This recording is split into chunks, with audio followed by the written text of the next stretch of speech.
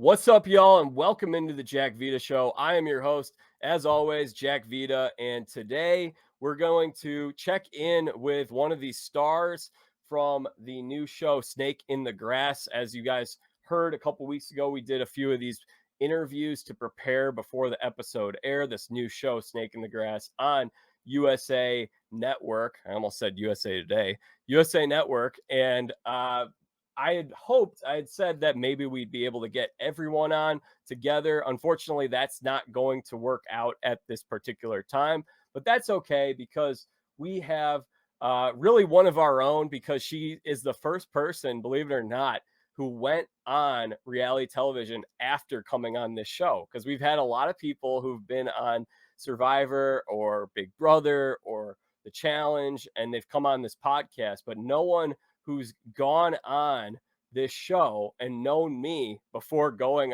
back on reality TV. So I want to waste no time and bring her in, the Survivor legend herself, Stephenie LaGrossa Kendrick. Stephenie, welcome back. Thanks for having me, Jack. It's great to see you out of retirement. It's great to be back. It's great to be back out there. How was first I want to ask you this before we dive into Snake, and that's what I should say this as we get started. If you guys have not watched the episode of Snake in the Grass and you don't want it spoiled, pause this podcast right now, come back and listen to it later, because you're gonna want to watch it. It was great TV. It's I think it's the best episode of Snake in the Grass yet, and I've watched them all. I still have to watch last week's. It's DVR'd. We watched it together as a family. But I mean, ours was by far, I think, the most entertaining episode. It was the most entertaining. And we'll talk about that, why that was, here shortly. So again, if you guys don't want to be spoiled on this, pause this episode, come back later, because this episode, we're going to dive deep and talk everything that happened in this episode. And you guys, many of you, I'm sure there are a lot of people who are watching this who know Stephenie from Survivor. Maybe you're just finding out about this new show. Stephenie, do you want to give a little synopsis of what this show is before these people tune out so they can go and check this episode out? Yeah. So basically, Snake in the Grass is 4 people from all walks of life. Maybe they know each other, but most likely they don't. And they are competing in physical and mental challenges to basically win these challenges. And if they win the challenge, they get a clue, because one of the 4 people is a snake and is trying to blow the challenges and trying to sabotage the team without the team knowing. Once the clue is revealed about the snake, obviously it just gives 3 out of the 4 a little leeway of who the snake might be. There's 2 challenges, physical, in every episode. And there's up to 3 clues revealed, I believe. And you basically have 2 days in the jungle in Costa Rica, well, which is where our season is, before you go to the snake pit, and then you vote for who you think the snake is. If 3 out of the 4 people vote unanimously for who the snake is and they're right, they win. They split $100,000. If they're wrong, the snake wins all the money. So, brilliant synopsis, very clever idea for a show. Last chance, guys. We're about to go into spoilers, so stop watching at this time if you don't want to be spoiled. Stephenie, let's just get right into it. I think it'd be fun to go through this chronologically. I made mention it would have been really fun to have all 4 women on together. Unfortunately, that wasn't going to work out, and that's fine. I'm sure we'll get a chance to speak with those women again on this show in the future. But the main thing is we got you. And you were the star of this episode. Like, I don't know. Someone probably online kept track of how much airtime you got compared to the other 3 women. Like, you got like 5 times the amount of airtime as them. So, like, when I came home, I was really like nervous and worried for this episode to air, because being the snake, you do get a lot of airtime. But I knew I lost, and I didn't know how I was going to come off. So I was really, really nervous. And of course, it was filmed 9 months ago. So I've kept this a secret for 9 months. I told no one. My kids, everyone's like, so are you the snake or not? Because we've been watching. I'm like, I can't tell you, because I would ruin the whole thing. Because with that comes, well, did you win or not? Like, you might tell it all. So, I mean, I've had practice with this before with Survivor, of keeping it a secret, because I've gone to the final 2 and didn't win. So I had plenty of practice with this. Thing is, you know, I, after I watched that episode, I couldn't help but think, like, I don't even think Bobby Bones like hardly spoke the whole time. All Yeah. I remembered was like, I felt like Cirie got a good amount of airtime. Yeah. Poor Janelle, I feel like really didn't get much. Rachel, No. okay. And then I felt like I was on like the whole time. But I didn't know how they were going to edit it because they filmed me as the snake and then they filmed me not as the snake. And they filmed me finding the clue and hiding it, destroying it, getting rid of it. And then they also filmed me without that part. So I was like, how are they going to edit this? And how am I going to be portrayed? So it was like a really nerve-wracking experience for me, just waiting till it aired. And then of course we have like everybody over my house wants to watch it with me. Now they're seeing it. It's the first time I'm seeing it. So I'm like a wreck trying to like act cool. They all think I like won. And I was probably the snake and I won. And I'm like, oh God, I'd be so disappointed. That's really So interesting. Yeah, I did. continue. Airtime, but sometimes that's not always a good thing when you get a lot of airtime. But in my case, I think I was portrayed true to myself. So I didn't win, but I mean, I was a winner in the end because, you know, I came off like really who I am. So, you know, it is what it is. Money shmoney. Would have been nice. Well, you know what's funny is some people had asked me, what'd you think of Snake in the Grass? Survivor fans who hadn't watched it, or they're like, don't tell me what happens. I'm like, I'll tell you one thing. Stephenie is unable of being anything other than Stephenie. And that's what makes this episode so great. So that was like the problem. And then I Yeah. was like all like choked up and upset because I was trying to be so cool and tough girl and all this, like to Janelle and Rachel and Cirie knows me. And then behind the scenes, I was a wreck. Like I was a freaking wreck because I was like, all right, I really suck at lying. Like now how am I going to lie and make them believe me? And then I just got caught like tripping out of the swamp, finding the clue. And then I had to make up something quick. And I mean, I really do wear my heart on my sleeve. I guess it is the truth. Oh my God. But see, that's why you're great TV. That's why they made you the snake, because they knew that this would, I mean, realistically, they probably thought you were not going to win, but they thought it'd be good TV. That would be my thought if I was a television executive. So there were these two guys that brought me into this like closet and told me the game a day before, you know, the game began. And up until that, we had been sequestered and we thought we were there for a scavenger hunt. And when I go on this hour-long car ride to the middle of nowhere to this other hotel, which is, I guess, where they were staying because it was closer, I guess, to the location where we were filming. And they're like, okay, we're going to tell you the game. And they tell me it and everything. And I'm like, and I tell them, I'm like, okay, I don't want to be the snake. I'm going to be terrible at it. Great. Thank you. I appreciate that. I won't tell anybody, but I don't want to be the snake. So you're going to have to pick somebody else. And they're like, we have to be. So then after we talked for like an hour and a half, I mean, they had to talk me like off of the ledge. I would never quit, but I basically was like, well, I might as well just quit now because I knew Cirie was there because I saw her in the airport and we hadn't talked, but I'm like, she knows me. Like she's going to know from first glance because I'm just not a good liar. So, and she did. She knew from first glance. But anyway, they're like, listen, we chose you. So kind of to your point, Jack, they're like, we chose you because you're not a good liar, but you're competitive. And sometimes it brings out something in people that even they didn't think, or they do crazy things, not necessarily bad, but just, you know, crazy things you would never think. So, I mean, I think I'm the only snake that found the clue and like hit it like that. So I guess that's kind of like one example of a crazy thing happen. That was good TV, right? So you're right. That's why they chose me. Cirie would have been the obvious choice because she really would have been good at it. But then that kind of would have been like maybe too obvious. And then I was the obvious choice, like they could easily tell. So, I mean, I was great TV, I guess, but I didn't win again. Well, I texted you before and I said, I think you're going to be the snake. That was my prediction.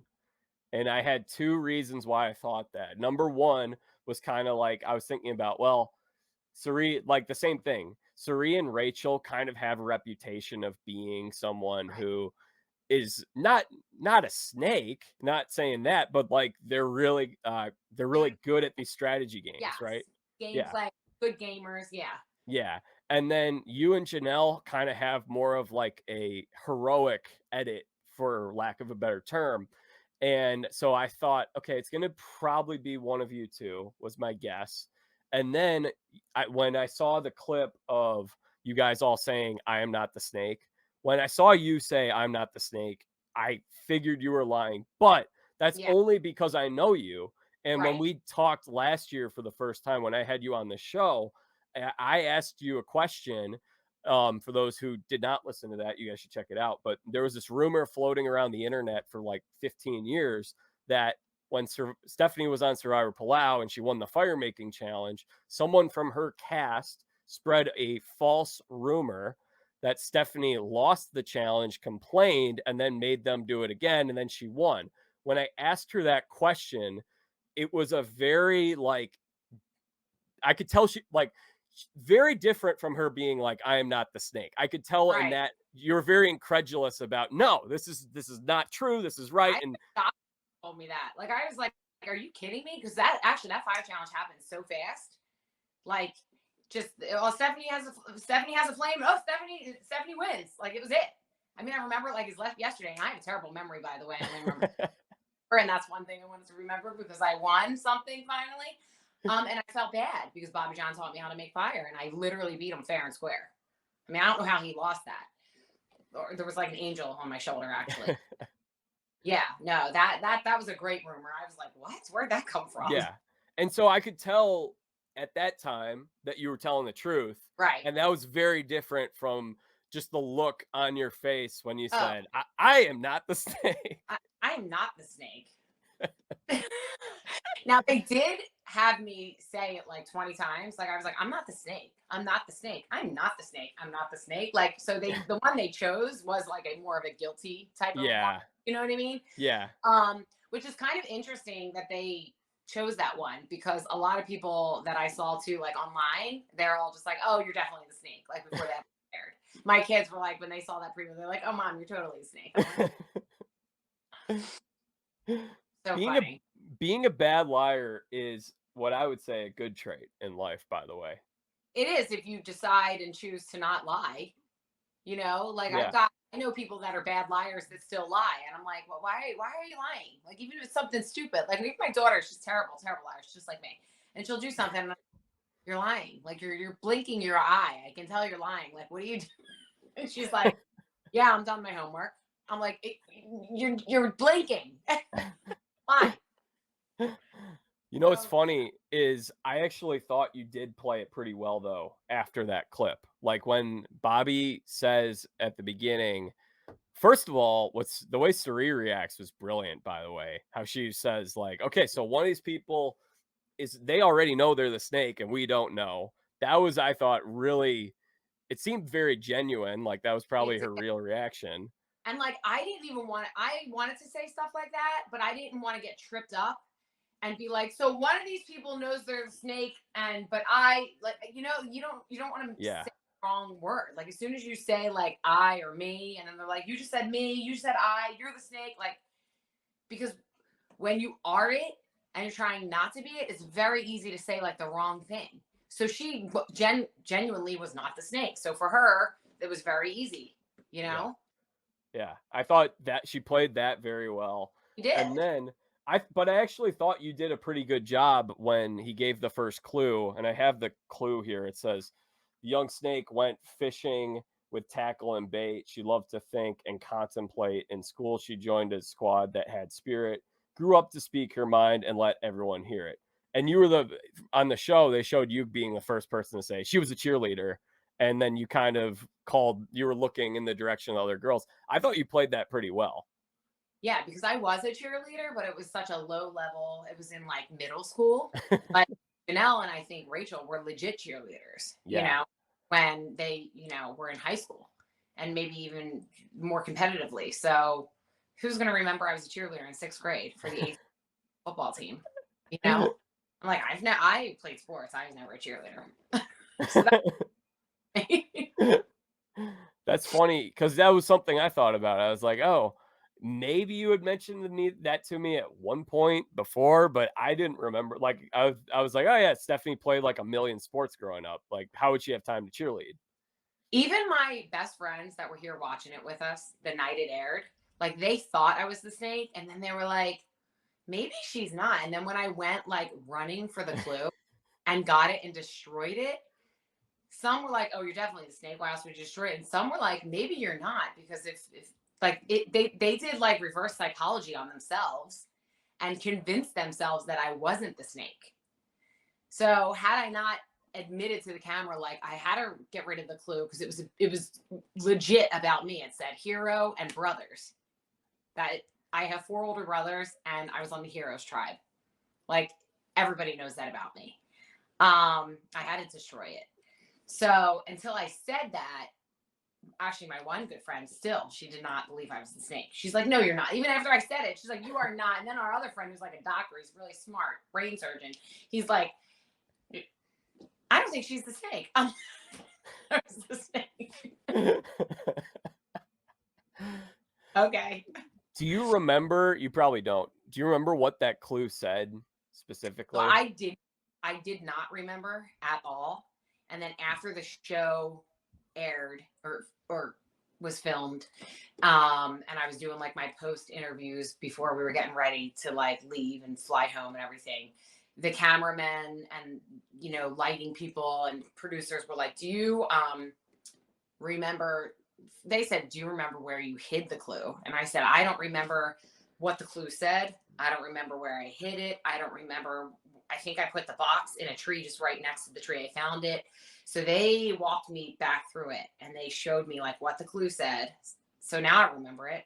I just remember reading it and freaking out because I was like, it was like so much so about me. I knew I had to like somehow, and I didn't know how much time I had because they were down on the beach, but it was far. I mean, it's like a mile run I did, mile and a half run. But I didn't know if the plan was, Cirie, I'm going to look for the clue. And if I find it, I'm going to tell you, which of course I'm not going to tell her because now I know I'm a mistake and she wouldn't know I'm a mistake. But so keep them busy. That's why I had that little discussion with her. And then I didn't know if she was going to turn on me and be like, Stephenie's being shady. We got to go now. So my time, it was quick. But no, I didn't. But I didn't at the time, but I do now. It said something like, this hero grew up with, did they say it on the show? No, that's what I thought was odd. Like, I feel like I thought that they would read that clue at the snake pit and say, oh yeah, this was a clue that got destroyed. This is what it would have said. You know why I think they never got a video of it is because the cameramen couldn't keep up with me. They said I ran so fast. They said they didn't expect me. They said I took off. I went so fast. It was like I was running on water. Like it looked like I walked on top of the water. So I went across the swamp, got the box, and then I went probably like 75 yards to the right, dropped to my knees, opened the box, read the clue. And no, they were filming me from a distance. You can see it's like from a distance because they couldn't even get to me. And then I ripped it up, buried it like under the mud. It was all mud and nasty. And then apparently I ran like a football field away to the end of the swamp and hid that box, which was pretty heavy. It's that gold box that you see on there that pulled a clue out of. He pulled it out like every time he did anything. Any clue came out of the box. Maybe one was tied to something once. I don't know. It might be confusing Survivor. And then I took that and there was like a dead log laying like a tree fell. And I shoved it in. And I only know this because they took me back to it. I actually have the raw footage of it, of how far away it was. They could not get the box out. It took like 3 men to get the box out of this. I must have been like a crazy person, like kicking it and jamming it after I already buried. Then after that, I ran a mile from the beach, mile and a half, got the box, did the thing. Then I went like a football field or 2 down. Then I ran back out diagonally, which was probably another quarter of a mile. I don't know. I was so out of breath by the time I tripped, fell, and then saw Rachel. I couldn't even like, and you see it on the show, like my voice is shaking and quivering. Like I couldn't even gather myself. And she's like, I should have been like, I saw a crocodile or an alligator. I don't even know what that was. I think it was chasing me. I should have I just couldn't think. I couldn't think quick enough. But the clue said something about this hero grew up with 4 fighting brothers or something like that. I was just thinking if there's any way that, because when I've watched these episodes, the clues have been, they could have multiple interpretations. So They with the can. big And that first brother one, thing, a couple of us, you know? yeah. And the hero and the brothers, like Cirie has a couple brothers, and she was a hero. But then now it's between Cirie and I. Well, what about the girls who were on Big Brother? They don't have. Well, I mean, could the clue have been interpreted in a way that it was no? It said 4 fighting brothers. I had 4. Really? 4 brothers. Oh, okay, yeah, that's that's a giveaway. So he reveals the first clue off the bat, and then if you lose the first challenge, there's a clue hidden at camp. So you can win the first challenge, which is you get a second clue. So then there's no clue at camp. So there's 2 clues, and then the third challenge. So you have the opportunity for 3 clues the whole game. Is that right? Yeah, So I believe that's right.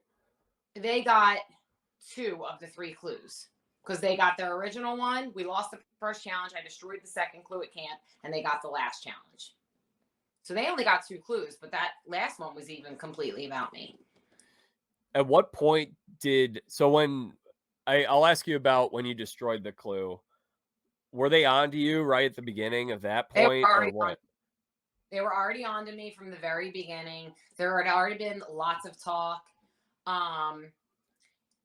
Cirie, I usually wear a cross, and she came up to me and grabbed my cross, and she's like, "Come here. What do you wear this for?"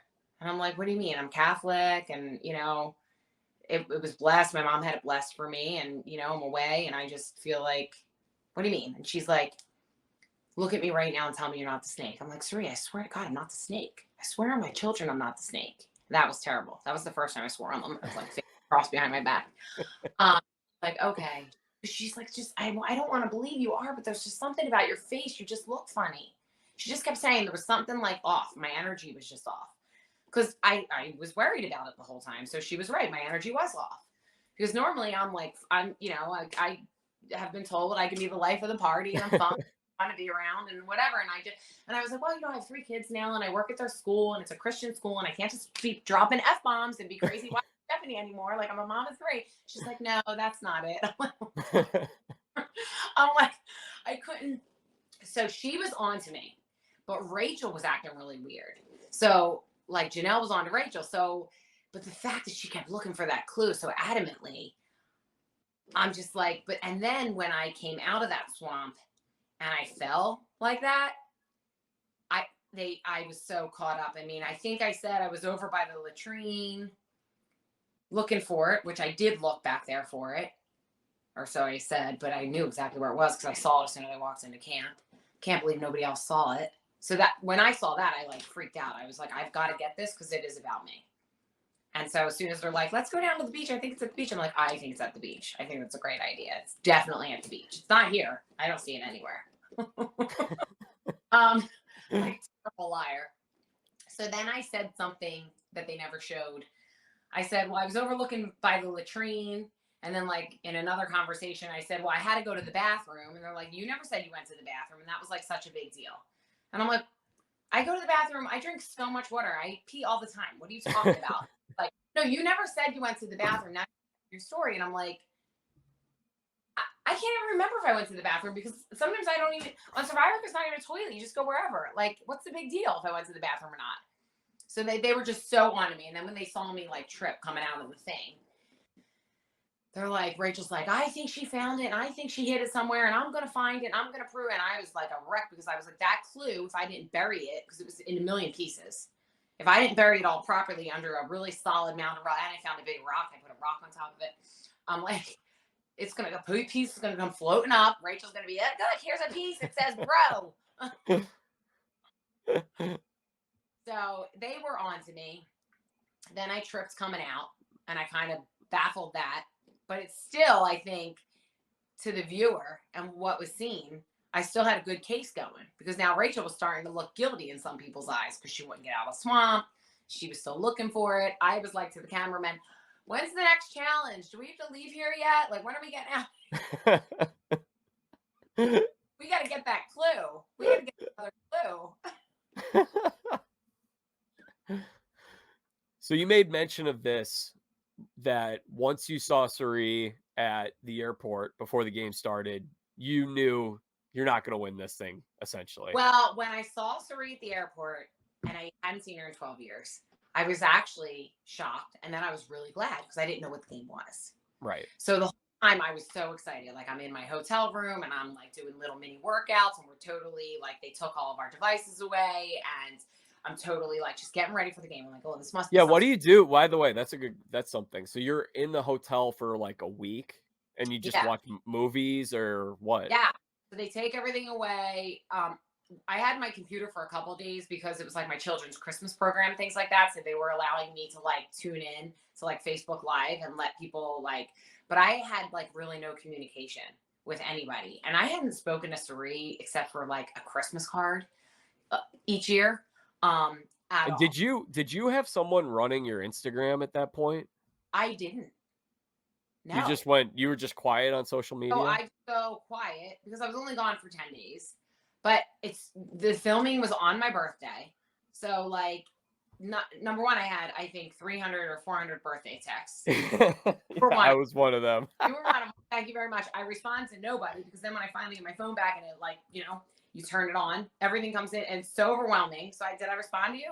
You did. You said thank you. That was it. And I think Okay. what happened though was I remember I sent the text and I was like, this isn't getting sent. So I thought you were on like a long plane ride, was what I thought. That was what I kind of thought. And I was like, oh, they're probably going on some cool vacation, like around winter break or something like that. And then you responded maybe a day later. It was a green text instead of a blue text. So I just figured you were on traveling somewhere. That's what I thought. So the game started on the 6th, which is my birthday. And I think I got my phone back on like the 8th or 9th. And there were so many texts. But like to answer your question, which I'm grateful and honored. Thank you, everybody who texts me. Love you guys. And thank you, Jack. But I was so excited to see a familiar, friendly face. And I was like, yes, like this is an alliance I can definitely make. Then they tell me the game. Devices are now no phones, can't make a phone call, no computer, can't even like nothing. And I'm like, it went from being so excited that Cirie was there to this is awful because she's going to be the one that outs me. So it sucked for me. Yeah, I think that the thing you had made mention of also is kind of like if someone really knows you, and Oh, yeah. especially if you're an honest person, they're going to be able to tell Yeah. when you're not telling the truth versus if these girls did not know you, they might have believed you. If Cirie wasn't there, I really maybe could have won. The chances would have been much better. But that final clue, what they showed on TV was not the actual clue that was read live.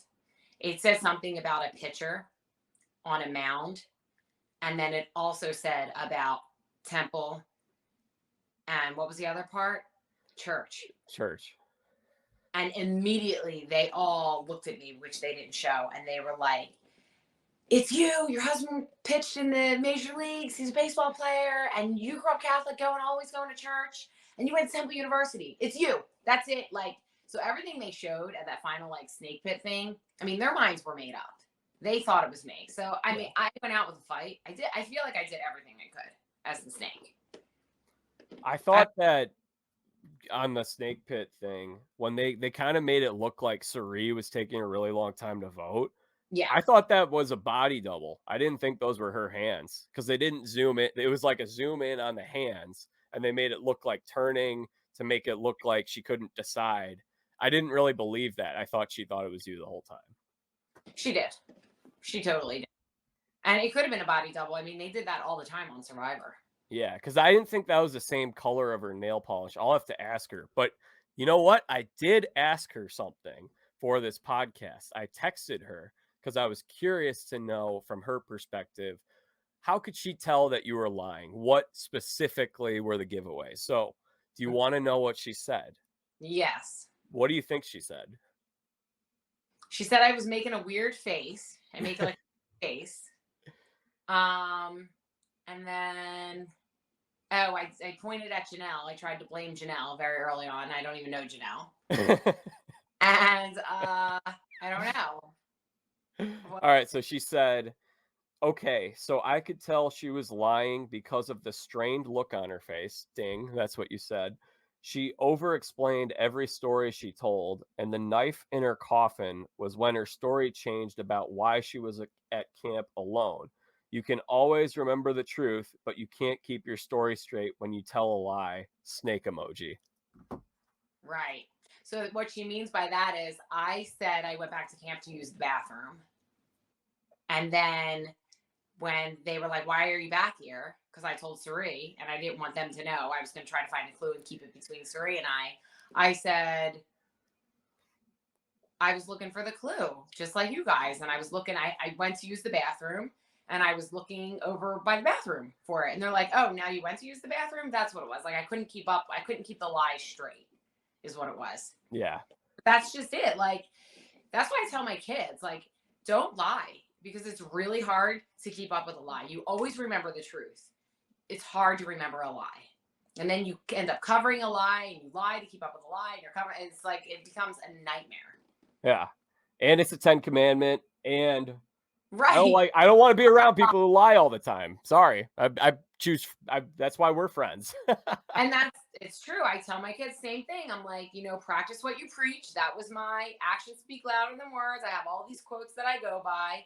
And also, like, if you're going to lie, people are going to believe you and think that's really cool and interesting. And eventually they're going to figure out you're lying. When you're actually telling the truth one day, no one's going to believe you. So, yeah, it's true. Yeah.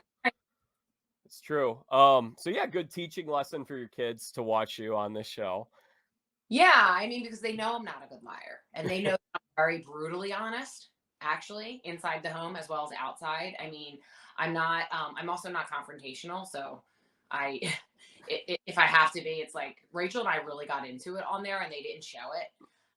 Thank God, because she was really pressing me, really, really, really, and I was just trying to be nice, and then finally I had to just had it because my back was up against the wall, so I had to go back at her, and I mean, it wasn't anything. It was PG. It was nothing like that.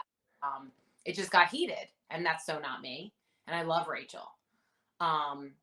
So yeah, really good lessons were learned, I think. Watch Snake. Yeah, I think it was cool. This show, something that I enjoyed about it was on all the episodes I've seen, they're not doing that kind of reality TV trash that I really hate these days, where it's like, Yeah. we're going to make this person look terrible. We have all this all this footage, and we can just absolutely bury them. Right. And they can get all these hate on social media and all that stuff. That's number one. Number two, it wasn't like a show that's taking itself overly seriously and saying, we need to talk about all these social problems of what's going on in the world. It's just a fun show and it's distraction from what's going on. Yeah, well, number one, you have 42 minutes to basically put 2 days plus a little extra filming into an episode, right? So you've got to get down to it. And at first, a lot of my friends didn't like, they would say, it's too much talking. I said, you guys got to understand, this is like the final two of Survivor on day one. Like, you go in there and you just start, especially if you don't know each other, you got to start, where are you from? How many kids do you have? Where'd you go to college? Are you married? Like, everything goes out the window. Any of the, political agenda, anything like that, that becomes null and void and pointless. Like, I don't care who you vote for, what party you're on. Like, I need to know, where are you from? How'd you grow up? Who'd you grow up with? You know what I mean? And once you start talking the basics of life, it just, things unravel. So there was no BS. There was no housewives drama, which is really cool, actually, and we did have a little bit of drama because Rachel knew it was me and I knew it was me, but I was trying to convince her it wasn't me. So they kind of took that out of the edit, which is kind of nice too. So it's the time slot stinks. But it's really a good family show. Like, my kids, 11, 9, and 3, and all three of them really like it. Like, it keeps their attention for a full hour. Like, that's pretty cool. Totally agree. Yeah, I really have enjoyed it a lot, of the episodes that I've seen. So did you feel like, so Rachel was on to you the whole time, Cirie obviously was on to you the whole time, did you have any hope to swing Janelle against Rachel? And then I was really trying, but then Cirie got to Janelle and was like, I just think it's Stephenie. Like, I know her. I can tell she's lying. After that final clue was revealed, I was dead in the water. And so, as much as I could have tried to turn it all on Rachel, so then Rachel fought so hard for that key in the end. Oh, we'll talk about Really, that. Yeah. you know what I mean? If she's really the snake, why is she going to bust her butt to get the final clue about her? Right? So now I'm like, I'm never going to win against Cirie. Like, she'll argue me till I'm dead on the ground. So I'm like, I'm going to just say Janelle flipped the boat, because basically she could have. She was the one making it wobble. It was desperation. You tried Yeah. it. Yeah. I was gonna save the boat for later, but since you touched on it, we'll talk about it now. My mom was wondering, so this was in the final challenge, of course. First of all, I guess let's do this. Take me through that final challenge, what's going on. Because you guys get all this stuff really quickly. Another thing I thought of, though, with you was you didn't know these women at all. So you didn't know that like Rachel and Janelle are like amazing competition beasts who are really good Yeah. at challenges and stuff like that. Because you're Right. seeing Janelle like hauling that motor like it's nothing, which that thing looks super heavy. It was. So like Survivor, they tell us the challenge, and then they bring over people and explain the challenge fully to us off camera. And this is how you put the motor, this is how you put the gas in, and this is how you put it on. Janelle, turns out she owns one of those boats at like her. So I'm like, oh, perfect. Like, I had never seen an engine like that. Like, I would have had no idea how to put that together. And Janelle's like, oh, I got it. I know how to just get me all the pieces or whatever. I know how to put it together. I'm like, great. So, and then the location of where everything was so close. So like, it looks like I'm purposely not trying to help, which I am purposely not trying to help, but I actually was trying to get like to things to like throw it further. And Janelle, like, were like crazy people. Like, they got there way before me. Even Cirie, she was like on it. I was like, oh my gosh. I mean, I was running. I wasn't running my hardest, but and then anytime I tried to help, they were like butting me out. Like, there was only enough room for two people like in the back to carry. There were trees we were trying to get around. And then I think Janelle at the front of the boat, like I was like, okay, I was like trying to help, and I was trying to pull. Like, they're like really good competitors, believe it or not. And I believe it because they're moms. And hey, listen, we might be in our 40s. Well, Cirie's in her 50s, but she looks like she's in her 30s. Yeah. Actually, I think Rachel's in her 30s still, but Yeah. misjudge us. Like, women are strong. And especially, like, this is why we give birth to children. You give us a challenge, and if we're competitive, which all four of us are very competitive, we will get done. And got it done. So when they assembled that boat and that motor, and I mean, Janelle took the lead on that. She just killed it. I was like, great. They did it in like no time. There was so much time left, but it was so far where we had to go that I was like, okay, I'll flip the boat. Maybe we'll lose the key. And if we don't, there's no way whoever swims it back, unless it's me, they're going to make it in time. This is my mindset. Now, I didn't know Rachel was going to turn into freaking Michael Phelps. Now she did have a life vest, which on Survivor would not have happened because she did not have a life vest at first. And then she miraculously has a life vest, was thrown to her. We were very far out. It was shark infested waters. We did hear we were being stung by jellyfish the entire time. And we were okay. Let me pause there. My mom wanted to know, why did Stephenie think it was okay to flip the boat in that spot then? So it was the only it was the only opportunity I had to flip the boat, because we had to physically pull Rachel in, and I knew it was going to be off balanced. So if I wanted the boat to flip, I needed for it to look like it happened naturally, and I didn't do it. But so I mean, how did you like, you guys were all, it's dangerous, like with the sharks being all the way out there. You knew that they weren't going to let you drown, obviously. I mean, there were camera crews and there were like medics all around us. So I think if we would have gotten attacked by a shark, we could have died. And this is what happens. Like, you do these types of shows, you do sign your life away. Like, I think they'll film it first and then they'll help you for good TV kind of thing. And to be honest with you, I didn't know it was shark infested waters until after the fact. They did not. That makes sense. We found that out later, but I don't think they thought we were going to be like in the water. I think they thought we were going to boat out and then we were going to boat back and somebody was going to jump out and run the key in. And so sorry to your mom if that's a really nasty thing to do, because it kind of was, but it was my last chance. And this was it. Like, I either had to try, and I made sure Cirie had her life vest on, because I know she's not the strongest swimmer. And then she did get trapped under the boat and I pulled her out. So like, I really was being a good person. Oh no, my mom wasn't saying that about you. It was just where did you get that idea? I think was what she was coming from. Well, it was Janelle was like, you guys lean back and I'm going to lean forward and pull her in. And so when she leaned forward, the whole boat actually went forward. So when she pulled her on, actually the whole boat did go back. So all I had to do was just grab it and pull it back just a little bit with our body weight. That was all now four of us is going this way. And because what she wanted us to do is, she was like, when I pull Rachel in, she wanted me and Cirie to lean forward to counteract. And I was like, that's not going to work. And I knew Cirie was trying to lean forward, but her body weight, and I just was like, so I just pulled it over. But you thought though, they're going to be like, okay, challenge is over because they're in the water. They fell out of the boat. We got to pull them out of the boat and that's it. Yeah. Yeah. So I'm thinking, like, what happens if we go in the water? Someone might freak out. Cirie might need medical. Challenge stop. That's it. They're never getting the clue.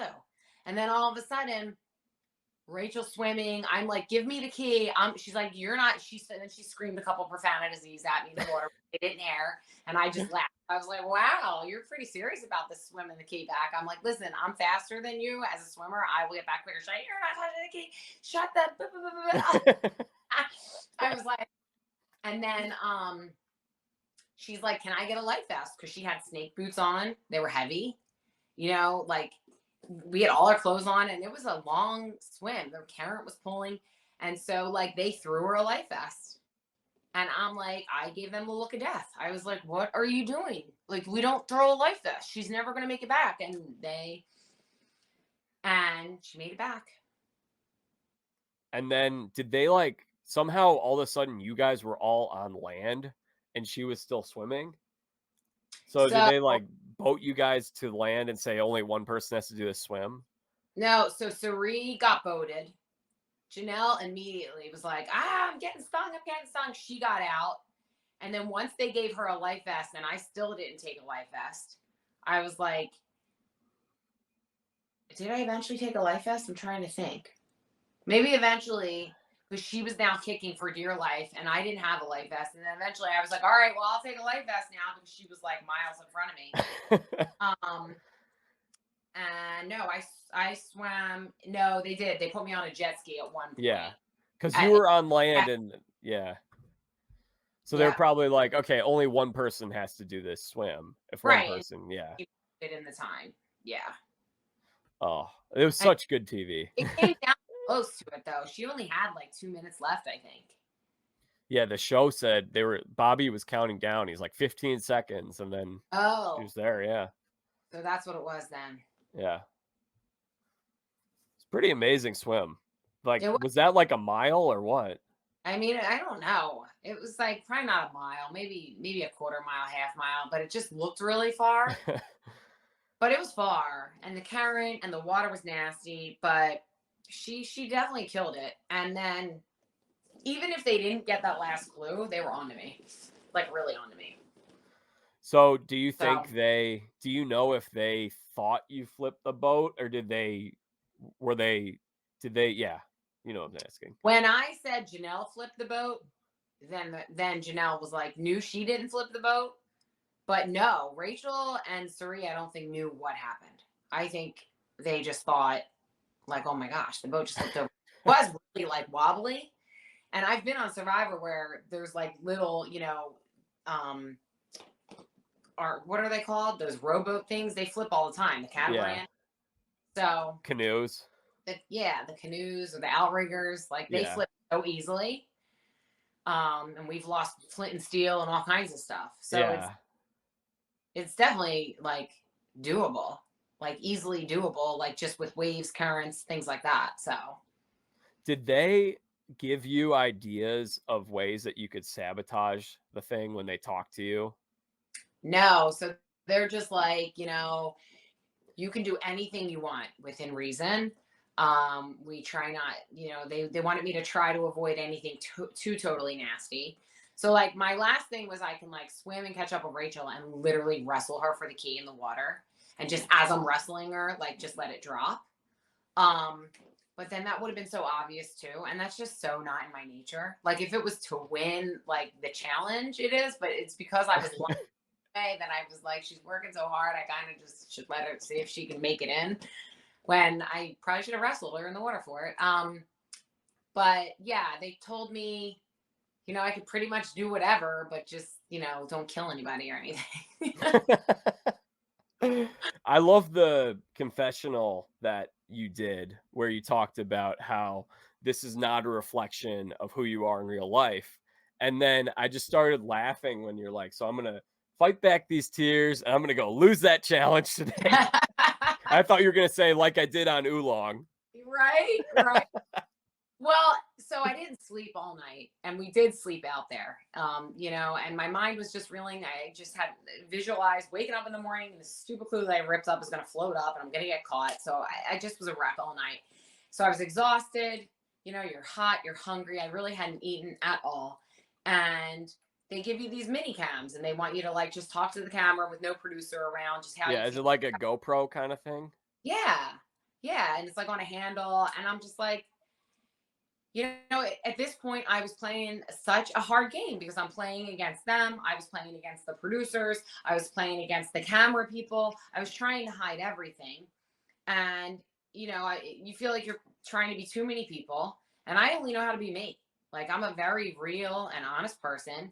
And then I'm thinking to myself, I lied on my kids already. So now I'm feeling bad about that. Now I haven't spoken to my kids in almost a week. I'm feeling bad about that. And just everything. So I just get all emotional. I have my little breakdown session. And then I'm like, that's it. I'm going to gather. I'm going to wipe these tears. I'm going to go lose this next challenge. You know what I liked? Something I liked about that, Stephenie. I can tell, like I've told you a little bit. You remind me a little bit of my sister. My sister grew up with two big brothers who roughhoused with her, and she played a ton of sports. And I think my sister, I hopefully she's not listening to this, but she has like a tough exterior, but there's like a much softer, sensitive side that she might not show all the time. And I kind of Right. feel like that's how you sort of have been on these shows. Like you didn't really want to show it as much when you, especially when you were younger and you had been a D1 athlete and all conference athlete at that. And we got to see a little more of that kind of sweet, sensitive side to you in this episode, which I think was cool. Yeah. I mean, it's funny. I always say I probably am a lot like her. And that probably is a good analysis because you do grow up with older brothers and you have to kind of be tough and you're a tomboy and you play all these sports. But deep down, you're still human, right? And Yeah. you're sensitive. And like, I'm not overly sensitive and I'm not dramatic, but I always say like I'm not a crier, and then I think I've cried on like every reality show. Like, what the heck's going on? I'm not a crier. Like my kids never see me cry, so when I cry on these shows, they're like, because they finally watched Survivor and now Snake. Because it is you try to be so brave and you try to be so tough, but you can't help that you're human too. So and God, once you start crying, you can't stop. It's like a cry face. How did this compare psychologically, mentally to Survivor? Like this was way worse for me. I think I told Cirie after the fact, like I could do 39 days of Survivor in a heartbeat over having to lie for like 2 days straight. And it was more than that for me because they told me the game before. So for like 4 days, I was like going over and over in my head, like, how am I going to do this? And like trying to prepare. So it felt like a lifetime for me to have to lie. Um, to be honest, I would have done better, I think, at Survivor because at least I can be myself. I mean, you do have to lie a little bit at times, but it's not like the whole time you're not lying about your whole MO, like who you are. And Oh, that was what was so hard for you, right? Was trying to be someone you're not. But then did you also, because you said something about feeling sick to your stomach, was part of that that you just felt like, oh, I feel like such a terrible, rotten jerk who's trying to sabotage and ruin this for these nice people? everything. Like I had sworn to Cirie on my children. I would never. That is so not me. I'm lying straight to their faces. I'm standing on the rope. I mean, they must have shot those poor slingshots, these poor girls. I had it in like 2 tries. It took like 100 tries before they, and I think it was Cirie and I that finally got the slingshot. Like, because even as I was standing on the rope, even when I was holding the thing for her, she would like go to shoot it. The last minute, I would move it. Like, it was just terrible. So yeah, it just was everything I'm not is what I was trying to be. And I'm just not that type of a person. And then you mentioned a little bit of feeling anxious for 9 months for this to air. How much was that weighing on you? How much was that something that was in your mind and your day-to-day life? I mean, when I first came back, it because I put my whole heart and soul into these games, like people just Yeah. think these girls or these boys and girls, whoever it is, just go on these reality shows for fun. They don't realize like the type of person I am. I put everything into it. Oh, we It's saw that. We saw that in this episode. If you're willing to flip the boat. so like it's emotionally, mentally, physically, it's just very draining. So you come back to life and a very busy life at that. 3 really busy kids. We have a very active social life. We're physically active. We just have a really busy life, which I'm very grateful for, and I never change it for the world. But I come home and school's out for Christmas break, and Christmas time's around the corner, so Santa's getting ready to come, and so it's like, mommy's home, yay! And then I'm in the game, and I'm like trying to process what just happened. Like I just lost. I can't tell anybody. The only people I can talk to are like Rachel, Janelle, and Cirie, which they're busy. They're trying to mentally come back from it. So, like, I think what a lot of the viewers don't understand is, and it was only a couple days, so you think to yourself, oh, how bad could it have been? And actually, a good friend said that to me, and I said, just watch, just wait and watch, and you'll understand why. And she now understands because I went through the ringer mentally and emotionally, and then did everything I could, lied, sabotage, flipped boats, did whatever, and still didn't win. So now I have to take that internally, and I have to deal with however that's going to be perceived. And another thing about me is I really don't care what people think because I know who I am and I always stay true to me. And even though I had to lie a little bit deep down, I did a terrible job at it because I'm true to me. But still, it aggravates me. I didn't win. So yes, I'm not okay with losing, but I'm a good loser and not a sore loser. So another lesson for my kids. Mommy loses all the time. Don't be No, losing builds character, I believe. I mean, I think that there are a lot of people these days who, if they don't play sports, I mean, the world is changing quite a bit. There are a lot of kids these days who just play video games and they put themselves in a lot of positions to only succeed. I mean, you're a mother, so you see some of this with some of the kids that might be the same age as your kids, because I know your kids play a lot of sports and are very active. But, when we grew up, like, I was outside every day, like playing with the neighborhood kids. That was like, when the street lights come on, you got to come home. Yeah. But it's a different world now. Like these kids are all on the computer and they're on social media, which my kids are not, by the way. I wish they were. They could maybe teach me a thing or two, but that's the story time. But like, it's a different world now. And again, it's a different world. Like the kids can't go out and play outside without supervision because there's a lot of crazy people out there, and a lot of wackos, and a lot more crazy things are happening now in this world. So it's true. Like it's a different time and it's a different day. And it's kind of sad. It's kind of sad they're not going to grow up like how we grew up, you know? But the video game thing, I mean, a lot of their friends are on that Roblox and stuff. And my kids aren't really. My daughter does like TikTok every now and again, but she doesn't have her own. I have mine. And I think actually my only 2 TikToks she made, which are whatever. But they're too busy. They're too busy. Computer. Like if we can get their schoolwork done and get them to all their sporting events and tournaments and like go to a family dinner or meet up with friends or get on the boat, that's like a win. Who has time to sit there and just do video games? But a lot of people may become big time computer programmers or who knows what. They might have the next big app from it. So, I mean, Well, with that, right. Yeah. I just feel like with kids, less kids are playing sports now with yeah, and the rise of video games. And I think sports teach kids at an early age the value of losing and coming back from failure, bouncing back, learning that failure can be a blessing in disguise, allowing it to better you. And so, like, you've lost a few times on reality TV, but I'm sure there are positives that you take in from it each time. 100%. And as much as I've lost, I truly feel like I've won. Like, I still feel like I won Palau. I still feel like I won Guatemala. I still feel like I won Heroes vs. Villains for multiple reasons on each of those shows. And I feel like I won the Snake in the Grass. Did I physically win the money? No. Did I win so much more? Absolutely. You know what I mean? No matter whether it was a lesson about myself, a lesson to be taught to somebody else, or so be it. So, and that's really why I got back into doing reality, like when it was offered to me. I was like, sure, because I do have 3 kids now. And it's easy to just stay in your little comfort zone and live your little life and blah, blah, blah. But I'm going to show my kids it's okay to go outside of your comfort zone and like do something adventurous and daring and scary and not know. I mean, I thought I was going on a scavenger hunt. I didn't snake in the grass and I was going to be the snake. Like that would have been the worst option. Worst. And I was forced to face it head on and take the ball and run. So you're right. Like sports, I think from a young age, growing up with older siblings, all of that have taught me how to win with pride, or how to win with pride and be humble, and then how to lose and also lose with pride and hold your head tall.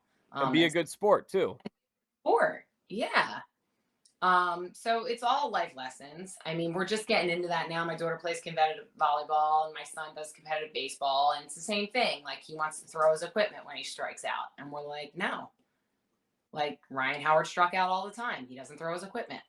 Like pick your head up, you hold your head high, you get back out there, you go to batting practice. You practice harder. And that's, by the way, you mentioned Ryan Howard. That's something that I think is getting lost these days in kind of the culture that we're living in, where it's like, oh, you know what? You hit a home run, just chuck your bat wherever you want to do, whatever you want to do. And it sets I don't think it sets a great example for kids. The guys who strike out and accept it with grace set a good example. Because I remember I actually got tossed from a baseball game when I was in 5th grade because I chucked my helmet on the ground after some kid made a diving play. And I learned from that. It taught me a good lesson.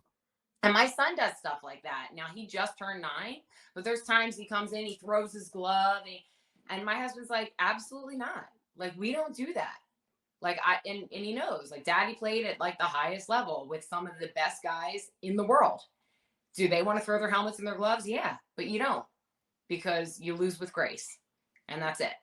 And it's true. I mean, actually, totally getting off subject, but my son has Ryan Howard's book series. I love that. I love the Howards so much. They're just amazing people. But he and his wife Crystal, she was a school teacher, came out with like Little Rhino, like the book series, and he sent me a bunch of copies for like a bunch of little boys that play baseball here, and for my nephew who's like big into baseball, both of them actually, and my son, and he autographed it. And it is so cute. It talks about the little leagues and all the times, like all his hardships he went through playing baseball, and people that had bad attitudes, and it's on a child's level, So Kyle Jr. like reads those, and they're so cute and they're so real. Great. Yeah. That's awesome.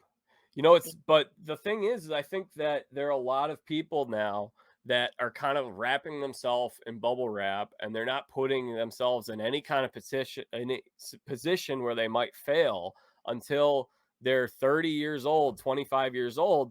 And that's terrible for mental health. If that's the first time you experience failure, it's when you're an adult. Like, that's why I think sports are so great. So it's so true. Sports. And even if you're not the best at the sport, like my daughter, she's in 5th grade now. So in private school, they get to play sports in school too. So she's going to try out for all the sports. I mean, she's not like a track star. She can run, but she's going to try for track. She's going to try out for soccer. She's probably going to get cut. That's fine. You try out for every sport. And if you make it, and even if you sit the bench, you're part of the team. This is life. You're not always going to be the best at everything. And it's sad. These kids, they sit behind video games or computers. And, I don't know their situation in their house, though. I can't judge, and I don't judge. But if you have the opportunity to play sports, you should. Because there's no other greater life lesson.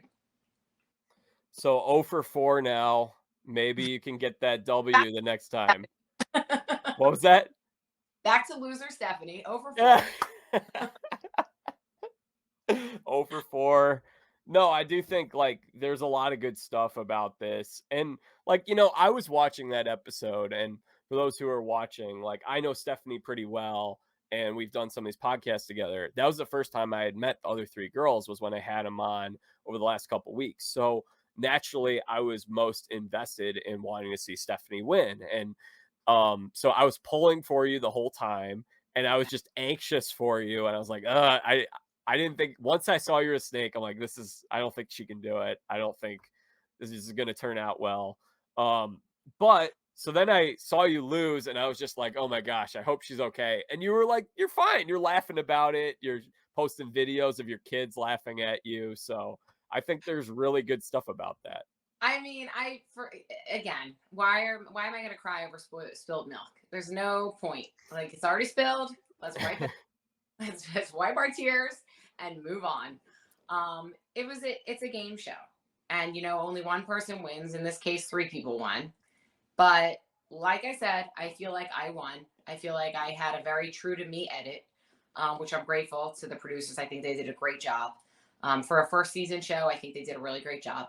And I met some amazing girls along the way. I mean, I got to see Cirie again. I got to meet Janelle and Rachel, who are super awesome girls. And Janelle and I are much more similar than I had thought. We had so much in common. Well, you know what? It's interesting is I did not watch her on her original Big Brother seasons, but she's labeled as the Stephenie LaGrossa of Big Brother. That's what a lot of people said. Oh, that's and then you're the Janelle of Survivor. That's crazy. Well, just from talking to her after, our post press, she and I were on a boat together, and Cirie and Rachel were on a boat together, and it was all day, the 3rd day. So she and I really got to know each other. Just kids, life, husbands, work, growing up. We were so similar. I mean, down to our kids are almost identical ages, similar sporting activities. It's just bizarre. I think she was on, her season was the same year that you were on too. We're the same age. We got married the same year. It was weird. We had so much similar. It was really weird. We were no way, no way, no way. It was just bizarre. Just a lot of weird things in common. So I really enjoyed getting to know her. And then Rachel, who I actually didn't enjoy particularly on the show, because she was calling me much, I really got to know afterwards. Also, we all went to dinner that night somewhere really nice. We showered, and I think there's pictures on my Instagram. You got those pictures where you guys are all hanging out. Did you guys get a couple of vacation days to just chill? We just got one, and then we flew out the next morning. It was quick, but we all wanted to get home to our kids. And actually, Janelle was on my ride on the way home on my flight from Costa Rica. I think we had a layover together, and then we split. And we sat next to each other and talked more on the plane. And I think we either had a drink or had coffee in the airport. I can't. It's such a blur. Yeah, it was almost a year ago too. So yeah, you had to wait a long time to watch it. Yeah, I know. And answer questions, doing some of the press before you'd seen the episode, and try to remember all that when you already block out a lot of stuff. That must have been a challenge. Yeah. It's definitely a lot. It's definitely mentally taxing, and then just balancing everyday life. Yeah, Rachel Reilly was so cool when I met her. When we did these podcast interviews, Janelle was the one that I got to talk to the least, because she was running into a little bit of technical difficulties. The StreamYard link wasn't working for her. And then you guys all had to run and do a group interview at a certain time. So she's one that I talked to on the podcast. Loved her, by the way, was great. I've really gotten to know Rachel afterwards. Yeah. And I know she got a really bad rap on Big Brother because she was like the girl known for like the and she's still kind of like that. Like if you She's follow her great TV though. Like it's amazing. TV, but you know what? She is the most loyal, loving wife. She's an amazing mom. She's super Christian, which I don't know if you knew that. And she's just like a really good person. She's another really good, honest person. Yeah. A gamer. She knows how to play Yeah. games. Yeah. And I really got to know her well afterwards too. And she's just awesome. Between her and Janelle, like that's another thing. Like you cross paths with people, and some you stay in touch with, and some you don't. And some survivors I do, and some you don't. And they're two people that I probably will. I'll see them again. It'll be like no time has changed. Kind of like Cirie. So I take that as a blessing for Yeah. me. Another win, Yeah. for Totally. So Janelle, I didn't get to talk to privately at all, but I loved speaking with her on the podcast. But while Janelle was kind of struggling to join, Rachel and I had like this awesome chat for about 10, 15 minutes, and I was able to connect with her. And she said, Jack, I'd love to come on your show anytime, and gave me her contact. So she's great. Like you said, she's super smart too. Very smart, yeah. loyal, like you said. Like she seems like someone that, if you're friends with her, she's going to take good care of you and do anything she can to help you. And then Cirie, you lagged out of our first podcast a couple times with Cirie, so I got to chat with her a little bit too, and she's just amazing as well. So you were blessed with just a really great group, and it was cool that you guys all got a positive edit too. Seriously, like 4 pretty awesome like women, and I mean I'm honored to have been in their presence, to be on the first season ever, and to be one of the snakes. It is an honor to have been the snake. Actually, you played hard. It was fun to watch. Let's see. I got a few more things here. What was it like this time? Oh, actually, before I ask you that, let me ask you this. When was the last time you remember being contacted to do a show? I think I had just had Sloan, and so she's going to be 4 the end of October. So it had to be almost 4 years ago. I think she was like 6 months old. And I think it was like Lynn Spillman called me and said, any interest in doing Survivor again? And I said, yeah, but Kyle's still playing. And I just had my 3rd baby. And the other 2 were young. They were like 5 and 7. I was like, so you're gonna have to call me back in a couple of years. Kyle was kind of at the end of his career. Or no, he was done. He had just gotten done playing. That's what it was. But he was still doing some things with the team. So it's been 4 years since I've been. I think that was probably when they did the all winter season, because they contacted people who were like legends, which you are. And that was another alternative theme that they had for the season. And they ended up going with the all winners instead. That's what it was. That they called me for that. And then she said they changed it. You'll see why. You're not going to fit the mold this time, but we'll keep in touch. And then she left. She doesn't work for Survivor anymore or Amazing Race. And there you have it. And now Survivor's only 26 days, which I'm like, that's great. But still, I just don't know. Like that's another one that's tough. I mean, that took me months to come back from. Like I was messed up for months, and I did Palau and Guatemala back to back. Like I came back and like I didn't even have like all my weight back on. I mentally wasn't even stable, and I like was gone filming Guatemala again. I think that was the first time they've ever done that. Like had people two back to back like that. Yeah, Rupert played back to back, but that was different because this is the first time that he was on All Stars. So he played 7 and 8, and then you played 10 and 11. But yours was different because they were basically like, heck, we're just going to bring these 2 people back for the next season with all new people. And that had never happened before. And that had never happened. And I was like, oh, they're going to be out to get us. And Bobby John is definitely going to be out to get me because I lied to him on the show. I beat him in the fire making challenge. We need to someday get you and Bobby John reunited on a podcast. It needs to happen. Oh my gosh. Yes, we do. Okay, so then I think you had said you were contacted another time, like around 2013-ish. Was that another one? Probably. Yeah, they did the No, blood versus water season. no, I was contacted when I was pregnant with Sloan, newly pregnant with her, and then I was contacted again for the Winners at War. But it wasn't Winners at War. It was supposed to be something else, and then they changed it. Yeah. Okay, so like a 13, year earlier. third, yeah, wait, oh, 2013? Yeah. Wasn't there so Well, that's what I was oh, asking that's about. what it was. I was pregnant with I just had my son. He was born in 2013. So that's what it was. And that I was, was the blood versus water season, so you would have been on there with a +1. that would have been amazing. That would have I wish they'd do that now. That'd be a great season to get you and Well, Kyle on now. Billet on Survivor. He's like brilliant and he's super adventurous. But he's 9. So like I'd have to wait 9 years, right? You gotta be 18.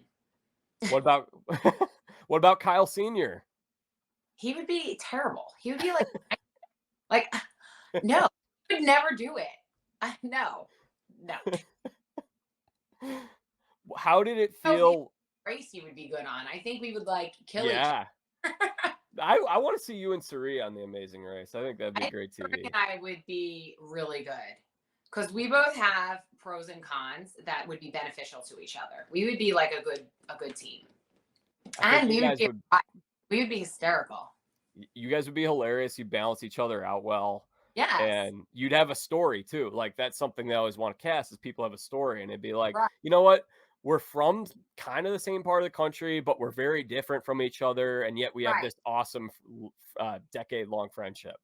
I know. We would be great. I mean, the security guard, Mr. Joe at our school, I love him to death.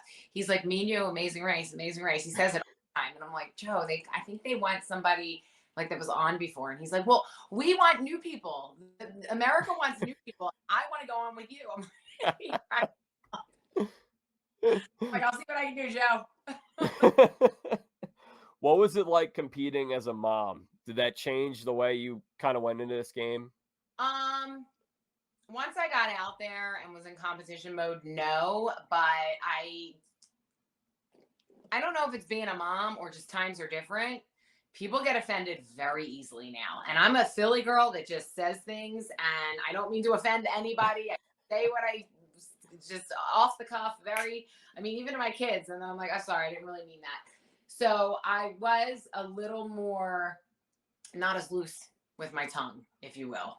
I wasn't as loose lipped. I was a little more guarded with what I said.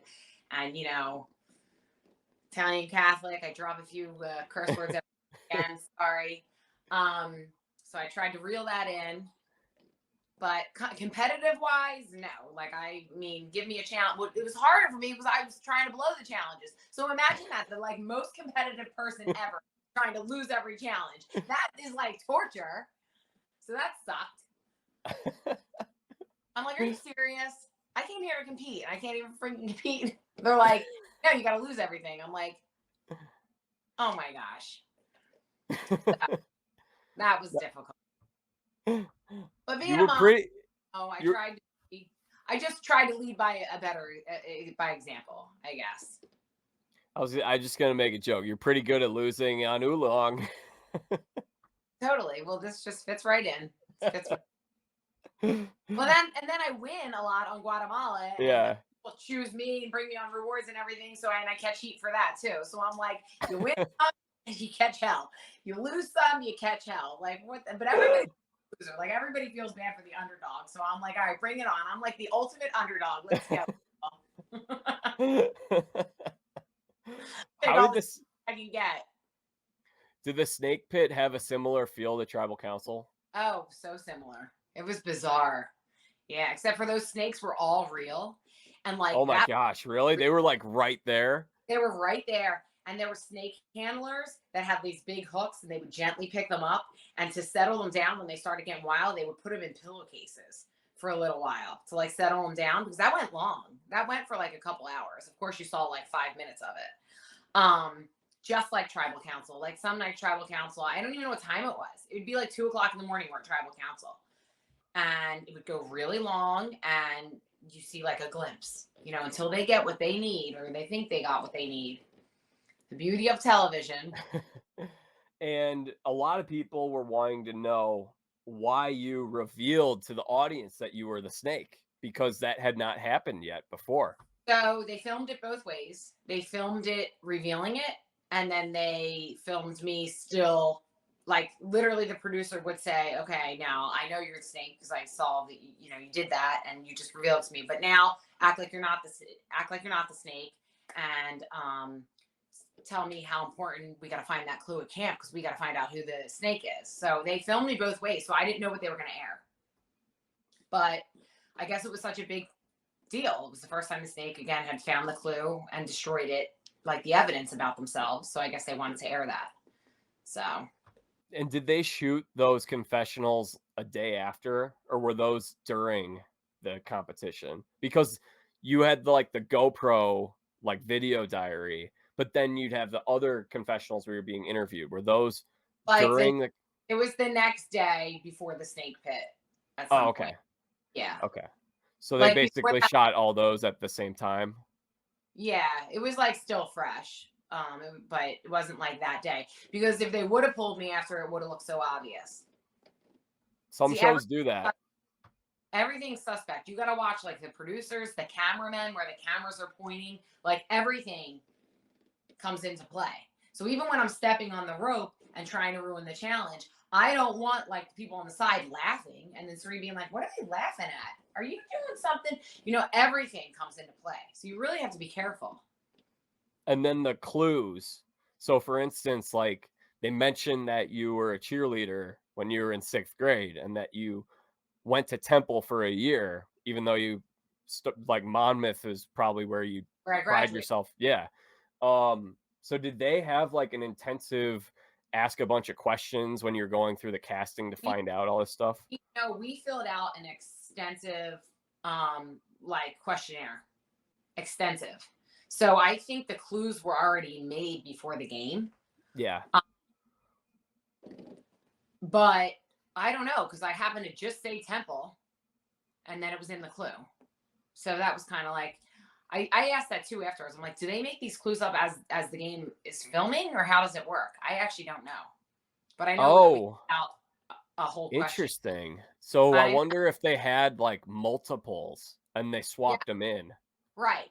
The Temple one would be good because she just said, but that was good. I was really creative. I was like, you guys were on The Amazing Race. Have you never been to a temple? And I never watched their season on Amazing Race, so that was good. Someone was tweeting, someone had tweeted and said they thought the temple was the Mayan temple from Guatemala. And that, yeah. So, I mean, it was tough. It was set up for you to lose. But, hey, you're just getting started out of retirement. Hopefully, we'll see you on more of these shows in the future. So, listen, I'm 42. I figure I got until I'm about 65 to really win here. So, I'm in shape. I'm gonna keep my kids settled and things are gonna be working like a well-oiled machine here in the Kendrick household. So that if I have to leave again to try to win something, I can. So call me because I'm due for a win. Due for a win. She's gonna go hard. She's gonna play hard. Her name is Stephenie Kendrick, formerly known as Stephenie LaGrossa. I wonder if we're ever gonna be able to market you as Stephenie Kendrick. I feel like everyone knows you as Stephenie LaGrossa. Right? Well, when I said I was going to be Stephenie LaGrossa on the show, he's like, LaGrossa Kendrick, because your married name's Kendrick. I'm like, okay, fine. But everyone knows me as Stephenie LaGrossa, so whatever. Yeah. It's just it's just the marketing angle. That's all it is. I Right. mean, you're legally, LaGrossa isn't even in your legal name anymore, right? Oh, I'm Danielle Kendrick. Stephenie Danielle Kendrick. Yeah. And that's my legal name. That's on my that's on my passport. But I'll always be LaGrossa. I never forget where I came from. That's for sure. Very good. Hey, is there anything else that you want to discuss or bring up about this episode that we didn't get to today? No. I think we covered it all. I mean, follow me on social media if you want to see what I'm up to next, because I do have later in the year, another big project coming out that you're not going to want to miss. That's going to be interesting. And yeah, right now I'm just doing a bunch of things. I'm like a crazy lunatic, but I'm trying to post as much as I can of it on my socials so you guys can follow along. All right. Well, hopefully we answered every question that you guys had. And if you want to know more and you didn't see it, go back and watch our pregame interviews because there's a lot more about how Stephenie was not familiar with Janelle or Rachel and they didn't know her. So there's more that you guys can consume of this content out there. But we have Yeah. to get running for now. So, Stephenie, why don't you tell us what your social media handles are and how people can find you and stay in touch with you? So I am Steph underscore LaGrossa underscore Kendrick for Instagram. And then I think I'm just Stephenie LaGrossa Kendrick for Twitter and Stephenie LaGrossa for Kendrick for Facebook, right? Twitter is, let me look here. It's at Steph LaGrossa 38. Oh, so You've got Twitter. some good tweets there, Stephenie. You've been killing it with the Twitter game. How about that? I got a little help from my friend.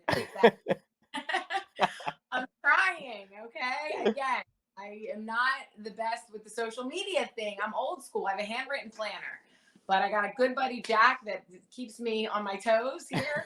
Thank you. And a couple other friends have been helping me. But okay, so what is it at Steph LaGrossa 38? 38, yeah. Why don't you tell them why you picked that Twitter handle? I think it's great. Because it was going to be Steph LaGrossa Kendrick. Because I still am trying to let my husband be a part of my name. Out of respect to him, but it didn't fit. But everybody knows me as Stephenie LaGrossa, so I threw 38 in there because that was his number in the big leagues. So Kyle still has a little piece of me. It's adorable. It's a good little love story there. Yeah, so that's my Twitter, Steph LaGrossa 38, and then my Facebook is Stephenie LaGrossa Kendrick. Yeah, that's right. Stephenie and I know Kendrick. what my TikTok is, so I don't know. But on my Instagram is my link tree and has all of this. Yes, there you go. Yeah, so go to her Instagram, follow her on Instagram. Stephenie, let's do it again soon, okay?